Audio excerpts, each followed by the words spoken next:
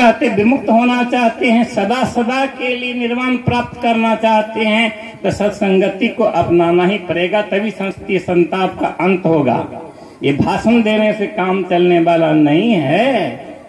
इसलिए भगवान ने कहा मन पर जो है सो संयम लाओ। लेकिन अगर मन पर संयम ना लाए तो कहा तुम्हारी आंखों के सामने में लाखों लाख सेनाएं हैं, तुम्हारे शत्रु दल के, कौरव दल के, असुरों के, तुम उसे परास्त नहीं कर सकते हो। और जैसे कुरुवंश में ही ये धृतराष्ट्र के पुत्र और पांडु के पुत्र एक ही घर में पैदा लिए, उसी तरह से एक ही घर उपजहि एक संग जल माही, जलज जोंक जिमे गुण बिलगाही। का जैसे समुद्र है ना, उसमें एक ही साथ जो है जोंक और कमल दोनों पैदा लेते हैं। जहाँ नगर में तल तलिया देखते हैं, सरिता सरोवर देखते हैं, चर चांचर देखते हैं, वहाँ पानी भी रहता है, कीचड़ भी रहता है, उसमें कमल भी रहा करता है, लेकिन उस बीच में जोंक भी जैसे रेंगता रहता है। कहा ये जोंक का काम क्या है? का दोनों ओठों से, दोनों मुंह से जीव को पकड़ करके खून चूस लेता है।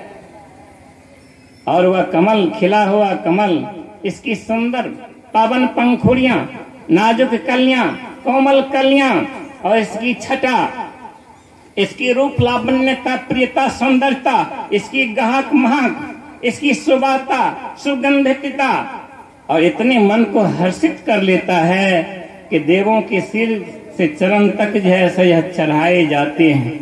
लोग इसे मस्तक पर धारण जो है सो कर लेते हैं। भगवान के, गुरु के, महापुरुषों के, देवों के चरण में अर्पित हो जाते हैं। लेकिन जोंक को कपार पर रखता है क्या? रखता है क्या वकील साहब? कि रखता है? कोई नहीं रखता है। उपजही एक संग जल माही, जलज जोंक जिमे गुण बिलगाही। ये दोनों सुर और असुर, नेकी और बद्दी, आत्म और अनात्म को चाहने वाला, ये दोनों एक ही सारे संसार रूपी सागर में उत्पन्न होते हैं, जन्म लेते हैं, लेकिन दोनों की संगति अलग अलग हो जाती है। जब रत्नाकर असुरों के साथ में था, हत्यारों के साथ में था, तो उसकी हिंसा की तलवारें चमकती थी और हजारों हजार का वध कर दिया था। लेकिन जब देवर्षि नारद जी से, गुरु से पाला पड़ गया, कहा तुम मुझे बांध दे, लेकिन मैं तुम्हारे बंधन को तोड़ करके छोड़ूंगा। रत्नाकर और सारी भ्रांतियां उसके तोड़ दिया, और वह ने साधना करके जो है बल्मिक हो गए, ब्रह्म के समान जो है सब बन गए। जरा बताइए, ये काम करते हैं आत्म तत्ववेता गुरु सदगुरु क्या करते हैं।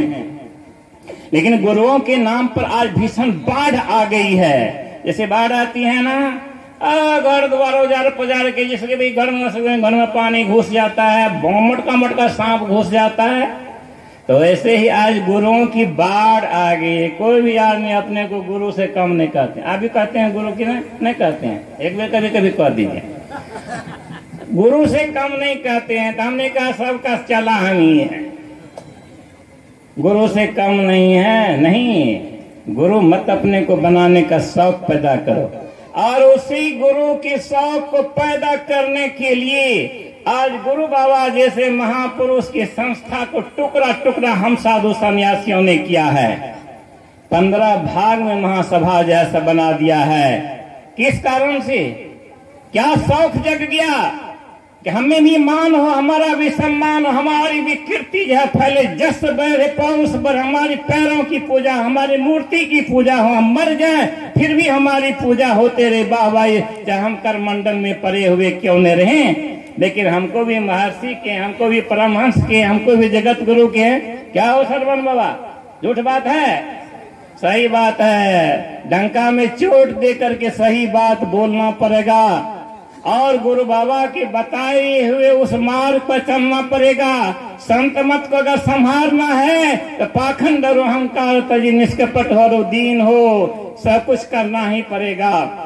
तो उपजही एक संग जल माही, जलज जोंक जिमी गुण बिलगाही।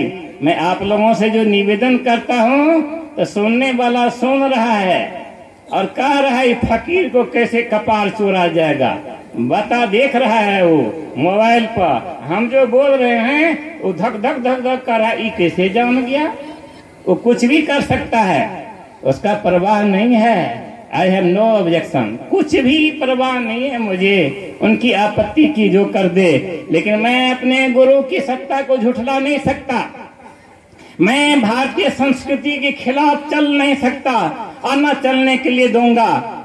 आवाज जहां तक जाएगी ये समाज हमारा सुनेगा। हम भारतीय संस्कृति के रक्षक बन करके रहेंगे, चाहे एक संभरे या 1000 संभरे, वो बनकर के हम सबों को रहना ही पड़ेगा। लेकिन पूर्ण रूप में अपने पर संयमित होकर के हुकुर भुकुर लुकुर भुकुर नहीं करना है। इन्हें मंच पर आकर के डिंग डांग हाँ दे पछा जा करके खटकबारी खटखटाने लगे, तो सब बात मत होना चाहिए।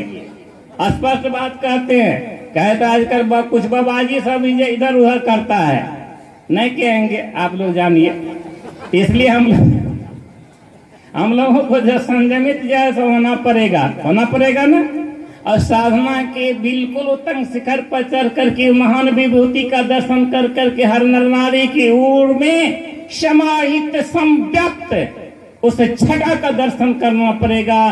तो कोई भी नारी आवे तो माँ तुम तो आद्या शक्ति भवानी जगदम्बा हो, कोई भी पुरुष आवे क्या तुम विष्णु का अवतार हो, प्रभु तुम राम का अवतार हो। ये नूर को देखने की क्षमता हम साधु सन्यासी को क्यों नहीं आई?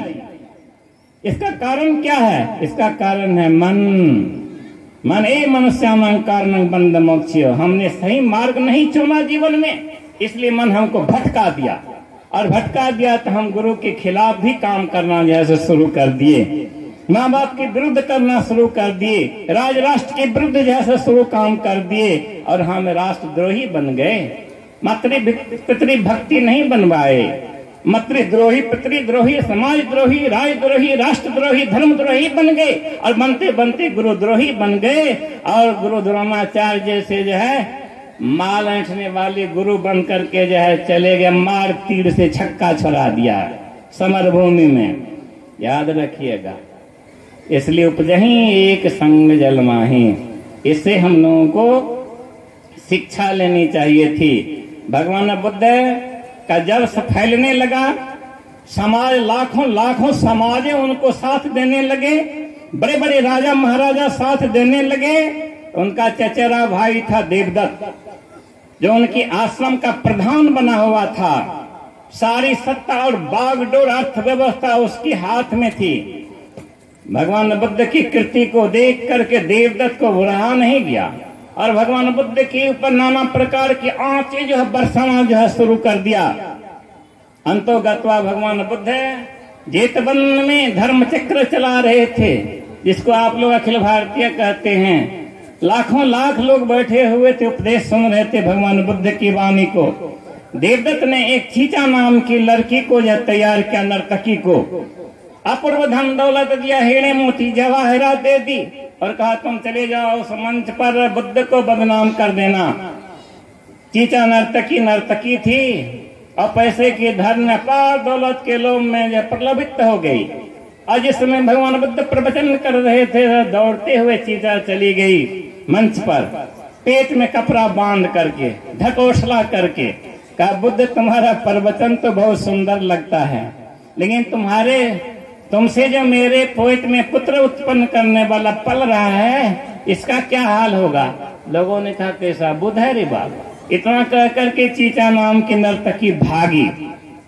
लोगों ने कहा कि बुद्ध है, मुंह से बोलता कुछ करता कुछ है, लेकिन भगवान बुद्ध की चरणों में आस्था रखने वाले, ज्ञान में आस्था रखने वाले, वैराग में आस्था रखने वाले, भक्ति में आस्था रखने वाले ने कहा यह नहीं हो सकता है, और नर्तकी का पीछा किया। और जाते जाते नर्तकी को घर में पकड़ा, दे चमेटा।